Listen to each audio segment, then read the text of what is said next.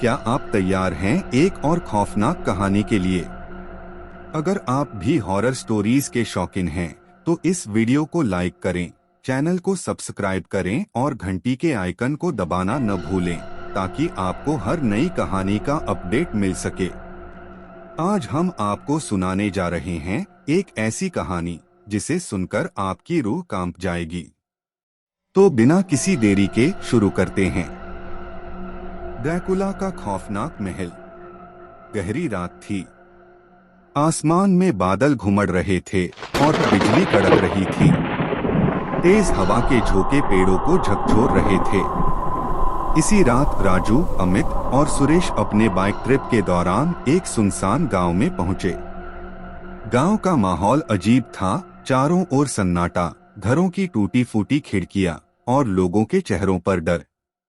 जब वे एक चाय की दुकान पर रुके, तो बूढ़े दुकानदार ने चेतावनी दी, रात में इस गांव से बाहर मत जाना, खासकर उस किले की ओर मत जाना। अमित ने हंसकर कहा, अंकल आप भी ना, भूत प्रेत जैसी बातें मत कीजिए। बूढ़ा दुकानदार गंभीरता से बोला, ये मजाक नहीं है। वो किला ड्रैकुला का अड्डा है। जो भी रात में वहां गया कभी वापस नहीं लौटा। लेकिन राजू और उसके दोस्तों को रोमांच पसंद था। उन्होंने तय किया कि वे गांव वालों की बातों पर ध्यान नहीं देंगे और महल देखने जाएंगे।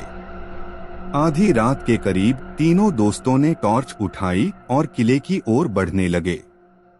जैसे जैसे वे आगे बढ़े, हवा और ठंडी होती गई। अजीब सी सड़ांध भरी गंध हवा में घुल गई। किला बहुत पुराना था। उसकी दीवारों पर काई जमी थी और दरवाजे खुद ब खुद धीरे धीरे चरमराते हुए हिल रहे थे। अंदर कदम रखते ही माहौल अजीब लगने लगा। टॉर्च की रोशनी में महल की दीवारों पर खून के धब्बे नजर आ रहे थे। अचानक सुरेश चिल्लाया, राजू देखो, वो क्या है? सामने एक पुराना ताबूत रखा था, जिसके पास कुछ सूखी हड्डियां बिखरी थीं। तभी ताबूत का ढक्कन धीरे धीरे हिलने लगा। तीनों दोस्तों की सांसें थम गईं।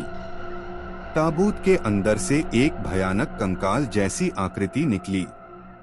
उसकी आंखें लाल थीं, नुकीले दांत चमक रहे थे और लंबे नाखून किसी शिकार की तलाश में थे। तुमने मेरी नींद खराब कर दी, एक ठंडी डरावनी आवाज गूंजी। ड्रैकुला ने अपने बड़े बड़े पंख फैलाए और तेजी से राजू की ओर बढ़ा। राजू चीखते हुए पीछे हटने लगा, लेकिन ड्रैकुला की गति बिजली से भी तेज थी। उसने एक झटके में अमित को पकड़ लिया और उसकी गर्दन के पास अपने नुकीले दांत ले गया। अमित चीखने लगा, लेकिन उसकी आवाज धीरे धीरे धीमी पड़ गई। कुछ ही सेकंड में उसका चेहरा सफेद पड़ गया और वह जमीन पर गिर पड़ा, मृत। राजू और सुरेश डर से कांप रहे थे। वे तेजी से बाहर की ओर भागे, लेकिन महल का दरवाजा अपने आप बंद हो गया। पीछे मुड़कर देखा तो ड्रैकुला हवा में तैरता हुआ उनकी ओर आ रहा था। सुरेश ने अपनी टॉर्च उसकी आंखों पर मारी, जिससे वह कुछ पल के लिए रुका। इसी मौके का फायदा उठाकर दोनों दोस्त एक खिड़की से कूदकर बाहर भागे। रात के अंधेरे में वे जंगल में भागते रहे, जब तक कि उन्हें गांव की रोशनी नजर नहीं आई। हांफते हुए वे चाय की दुकान तक पहुंचे और बूढ़े दुकानदार को पूरी कहानी सुनाई। बूढ़े ने गंभीरता से कहा, मैंने कहा था ना, उस किले में मत जाना। अब तुम दोनों बच तो गए, लेकिन ड्रैकुला को जगा दिया है। अब वो और लोगों की तलाश में निकलेगा। अगली सुबह गांव वाले महल की तरफ गए, लेकिन वहां कुछ भी नहीं था। न तो अमित की लाश, न ही ड्रैकुला का कोई निशान। राजू और सुरेश को अब भी रात की वो डरावनी चीखें सुनाई देती थीं।